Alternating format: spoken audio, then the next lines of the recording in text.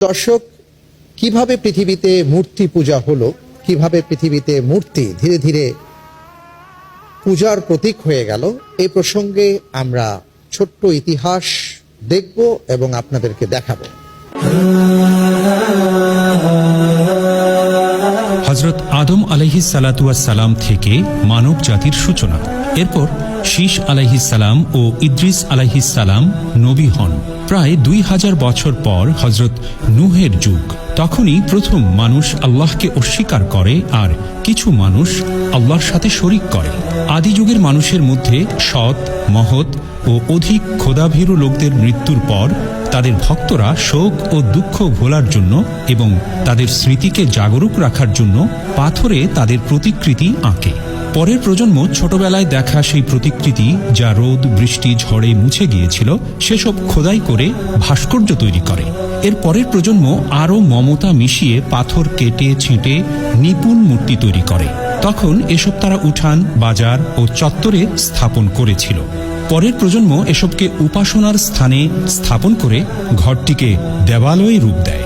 নূহ আলাইহিস সালাতু ওয়াস সালাম এই ক্রমান্বয়ে প্রচলিত শিরকের প্রথম সংশোধনকারী। 950 বছর তিনি এসব মানুষকে হেদায়াতের দাওয়াত দিয়েছেন, কিন্তু খুব সামান্য লোকই তার ডাকে সাড়া দেয়।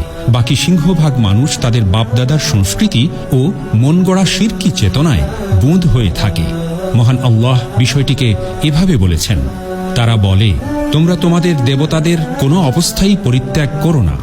ওয়াদ, সোয়া নামক দেবতার উপাসনা কিছুতেই ছেড়ে দিও না। ইয়াগুস, ইয়াউক ও নাসর নামের দেবদেবীকেও ছাড়বে না। হযরত আব্দুল্লাহ ইবনে আব্বাস রাদিয়াল্লাহু আনহু বলেন, কোরআনে বর্ণিত ওয়াদ, সুয়া, ইয়াগুস, ইয়াউ ও নাসর হচ্ছেন নূহ আলাইহিস সালাতু ওয়াস সালামের কওমের কিছু মহৎ লোকের নাম। তাদের মৃত্যুর পর শয়তান জনগণকে বোঝালো, তোমরা এসব ব্যক্তির বৈঠকখানার পাশে একটি ভাস্কর্য তৈরি করো। প্রতিটি ভাস্কর্যকে তোমরা সেই মহৎ ব্যক্তির নামে নামকরণ করবে। অতএব তারা শয়তানের প্ররোচনায় ভাস্কর্য তৈরি করল বটে, কিন্তু কোনোদিনই সেগুলোর উপাসনা করেনি।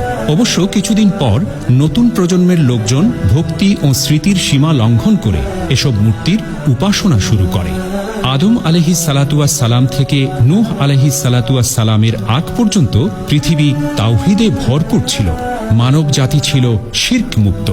মহৎ লোকের ভাস্কর্যই ক্রমান্বয়ে ঈমানদার মানব জাতির জন্য কাল হয়ে দাঁড়ালো।